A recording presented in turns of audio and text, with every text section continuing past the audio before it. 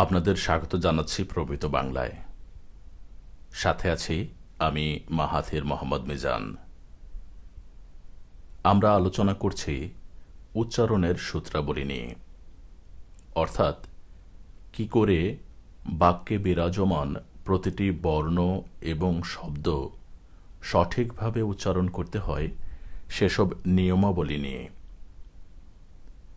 আমরা জানি স্বাধীন বা ব্যঞ্জনযুক্ত অস্বরধ্বনিটি পদের বা শব্দের শুরুতে, মাঝে বা শেষে যে কোনো স্থানে অবস্থান করতে পারে এবং এই অবস্থান ভেদে এই অস্বরধ্বনিটি বিভিন্ন কারণে থাকে না, বরং উচ্চারিত হয় ও বা ওকারের মতো। বিগত পর্বগুলোতে আমরা আদ্য অ এবং মধ্য অ এর সূত্রাবলী শেষ করে অন্ত অ এর প্রথম তিনটি নিয়ম বা সূত্র আলোচনা করেছি। আজ আমরা আলোচনা করব শব্দান্তের অ, অর্থাৎ শব্দ শেষের ব্যঞ্জনযুক্ত অ কি কি কারণে ও বা ওকারের মতো উচ্চারিত হয় সেসব কারণসমূহের 4, 5 এবং 6 নম্বর কারণ বা সূত্রসমূহ। চলুন শুরু করা যাক অন্ত অ এর চতুর্থ সূত্র দিয়ে। সূত্রটি হল আনপ্রত্যয়ান্ত শব্দের অন্তিম অ সাধারণত ও বা ওকারান্ত উচ্চারিত হয়ে থাকে, অর্থাৎ আনপ্রত্যয় যুগে যে শব্দ গঠিত হয় সে শব্দের শেষে যে অ রয়েছে ব্যঞ্জনযুক্ত, সেই অটি সাধারণত ও বা ওকারের মতো উচ্চারিত হয়। যেমন দেখানো, করানো, শেখানো, লেখানো, পাঠানো, খেলানো, চালানো, সরানো, ভরানো ইত্যাদি। তবে এগুলো অর্থাৎ এই আনপ্রত্যয় যুগে গঠিত শব্দগুলো অনুজ্ঞায় বা আদেশ বোঝাতে হসন্ত রূপে উচ্চারিত হয়ে থাকে, তখন আর ও বা ওকারের মতো উচ্চারিত হয় না। যেমন দেখান, করান, পাঠান, চালান, শেখান, লেখান ইত্যাদি। এই শব্দগুলো আদেশ বা অনুজ্ঞায় ব্যবহৃত হয় যখন, তখন ওকারান্ত উচ্চারিত না হয়ে শব্দান্তের অটি হসন্ত রূপে উচ্চারিত হয়। অন্ত অ ওকারের মতো উচ্চারিত হওয়ার পঞ্চম কারণ বা সূত্র। আর কারণটি হল ত এবং ইত প্রত্যয় যোগে সাধিত বা গঠিত বিশেষণ শব্দের অন্ত অ উচ্চারণে ওকারান্ত হয়ে থাকে, অর্থাৎ ত এবং ইত প্রত্যয় যোগে যেসব শব্দ গঠিত হয়ে বিশেষণ রূপে ব্যবহৃত হয় তখন সেসব শব্দের অন্ত অ, অর্থাৎ শেষে ব্যঞ্জনযুক্ত যে অ রয়েছে সে অটি ও বা ওকারের মতো উচ্চারিত হবে। যেমন হত, মত, গত, নত, রত, নিয়মিত, পঠিত, চলিত, পালিত, গলিত, গীত, প্রীত, রক্ষিত, নীত, ধৃত, মৃত, বিদিত, জ্ঞাত, পরীক্ষিত, বঞ্চিত ইত্যাদি।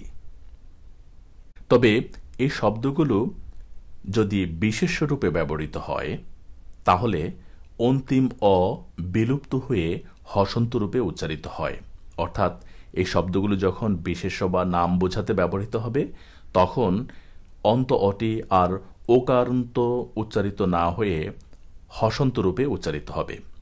যেমন গীত, মত, রক্ষিত, পালিত, পরীক্ষিত। এই শব্দগুলো বিশেষ্য, সেজন্য শব্দ শেষের অটি আর ওকারের মতো উচ্চারিত না হয়ে হসন্ত রূপে উচ্চারিত হয়েছে। শব্দান্তের অ ওকারের মতো উচ্চারিত হওয়ার ষষ্ঠ কারণ বা সূত্র। আর সূত্রটি হল শব্দের শেষে অন্তস্থ অ থাকলে এবং তার আগের বর্ণে যদি ইকার অর্থাৎ হ্রস্ব ইকার অথবা দীর্ঘ ইকার কিংবা একার থাকে, তাহলে সেই অন্তস্থ অ হসন্ত রূপে উচ্চারিত না হয়ে প্রায়শ ওকারের মতো উচ্চারিত হয়ে থাকে। শর্ত হল শব্দের শেষে অন্তস্থ অ থাকবে, তার আগের বর্ণে হ্রস্ব ইকার অথবা দীর্ঘ ইকার অথবা একার থাকবে, তখন সেই অন্তস্থ অ ও বা ওকারের মতো উচ্চারিত হবে। যেমন নির্ণেয়, প্রিয়, স্বীয়, পেয়, বিধেয়, অনুমেয়, অদেয়, স্মরণীয়, বরণীয়, জ্ঞেয়, অজেয়, তুলনীয় ইত্যাদি। এই শব্দগুলোতে অন্তস্থ অ ও বা ওকারের মতো উচ্চারিত হয়েছে। কিন্তু এই অন্তস্থ অ এর পূর্বে যদি ইকার অর্থাৎ হ্রস্ব ইকার বা দীর্ঘ ইকার অথবা একারের পরিবর্তে অ বা আ ধ্বনি এলেই অন্তস্থ অ এর অ বিলুপ্ত হয়ে হসন্ত রূপে উচ্চারিত হয়। শর্ত হল অন্তস্থ অ এর পূর্বে অ অথবা আ ধ্বনি থাকবে, তখন অন্তস্থ অটি হসন্ত রূপে উচ্চারিত হবে ওকারান্ত না হয়ে। যেমন বিষয়, নয়, লয়, জয়, খায়, যায়, পায়, নেয়, দেয়, গায় ইত্যাদি।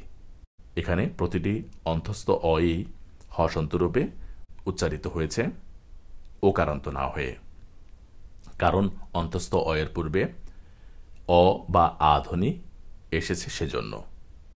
এই ছিল অন্ত অ ওকারের মতো উচ্চারিত হওয়ার চতুর্থ, পঞ্চম এবং ষষ্ঠ সূত্র বা নিয়ম। আগামী পর্বে আমরা আলোচনা করব অন্ত অ ওকারের মতো উচ্চারিত হওয়ার বাকি সূত্র বা কারণসমূহ নিয়ে।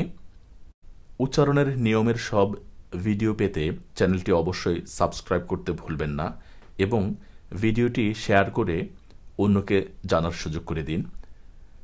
আজ এ পর্যন্তই। সাথে থাকার জন্য ধন্যবাদ। ভালো থাকুন সব সময়।